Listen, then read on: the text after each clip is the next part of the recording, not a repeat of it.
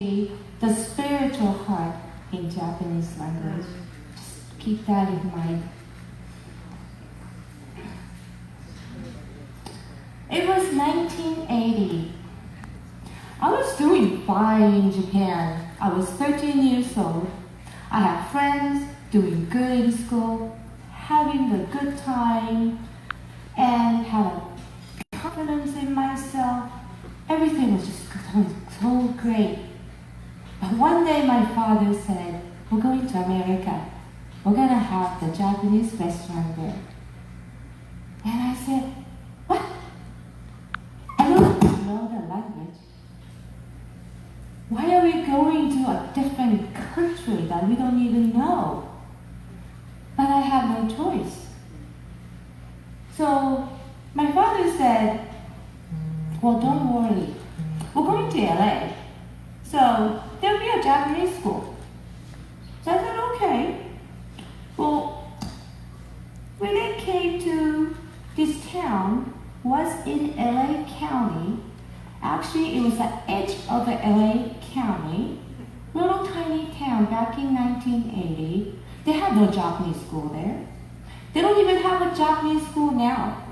I felt betrayed by my own father.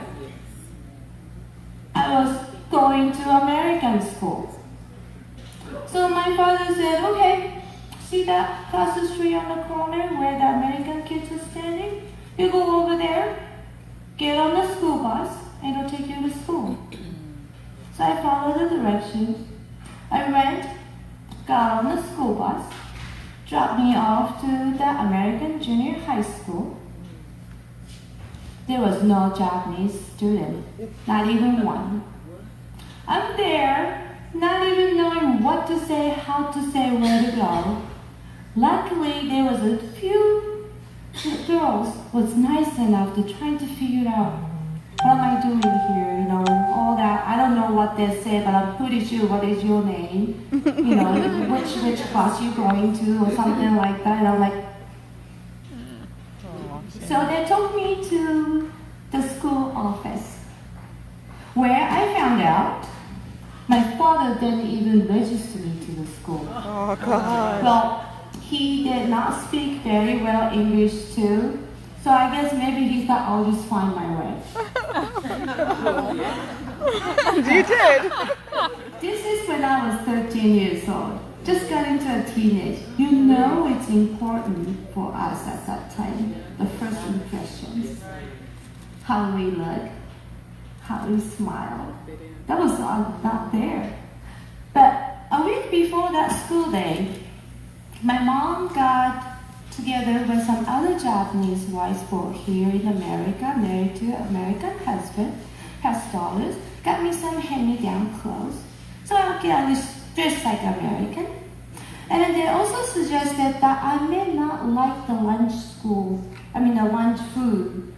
So suggested to make some lunch and take it. So we went to get those, metal lunch box. We got those. My mom packed some lunch. So after all that stressful day, okay, let me put this one here because it's funny. 1980, on my first school in America. Here I am with huge bell-bottom jeans from 60s. In 1980, the skinny jeans just came out and those jeans were normal.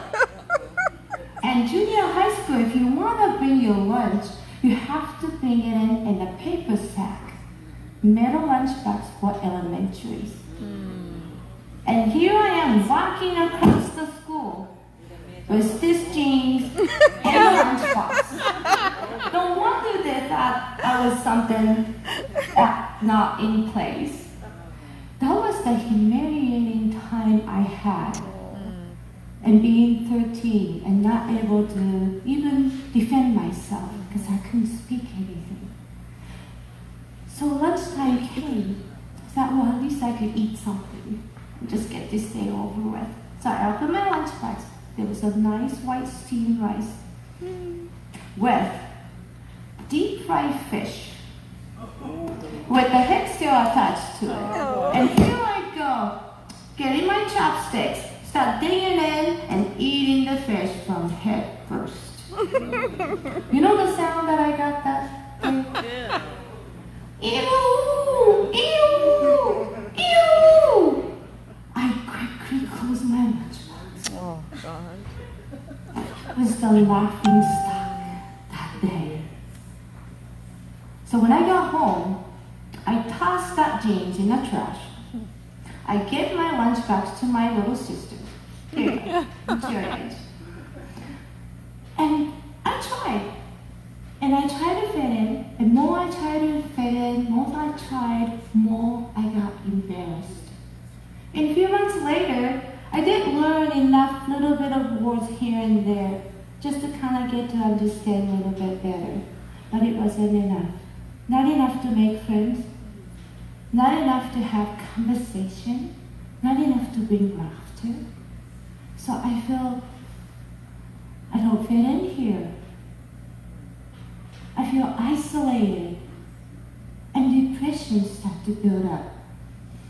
But from there, one day, also the anger grew up. I couldn't hold that anger anymore. And I walked up to my dad. And I yelled at him and said, "Send me back to Japan. Send me back. Send me back where I was. I cannot make it here." And my father, he just stood there and said, "You know, to connect with people, you need to know people are like books. You open your book, they will open their books. Then the kokoro will start talking. And they'll have a good conversation." And I said, "What? Kokoro book? What?" I walked to my room, slammed the door, and I cried my eyes out. I cried and cried until the tears didn't even come out anymore. And all of a sudden I thought, I guess I'm not going back to Japan. But Kokoro also started talking to me and said, "Hey, you know you always done well. Right now nobody can understand you. And there's nobody can understand and learn the whole language, the new language, and a different culture in 2 months. You're in a different situation.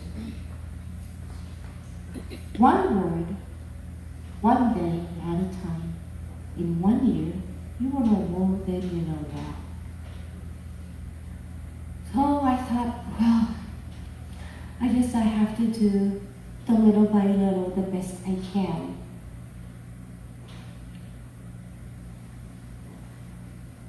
My father passed away when I was about 25. And Kokoro asked me, "Do you know why your father got you to America?" I did not really get that answer until 10 years after my father died.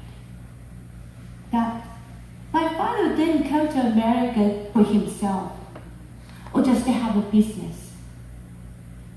He decided for us, his children.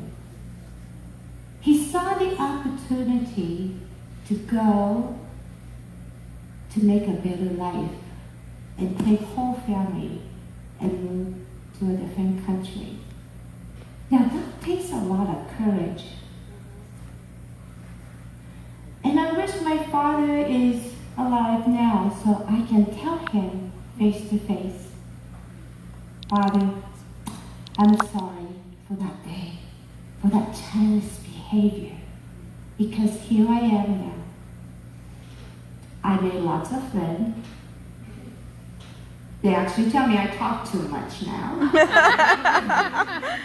My father also wanted to write a book, but he didn't have a chance to. But I am in the pursuit of writing my own book now. So, making the was the first step you make to a new journey. That also involves renewing your hope in changes that you face. Well strengthens you to make better life. And when you take that step, Kokoro will also do their steps, which is the Kokoro will drop onto that spiritual water to make the ripple effects. When you make the positive choice, it sends out that positive signal to the other Kokoros to bring them and come together, to work together. And that's what I kind of saw here today. And I also wanted to share with you this one, that each step you take when Kokoro drops, it actually splashes out to make the shape of the crown. So that each step you make is actually a victory sign that you could put it on. Mm-hmm. Now, does this really work? Of course it does. I know it does. I just opened my book. You opened your book. The positive ripple effect already started right here, right now.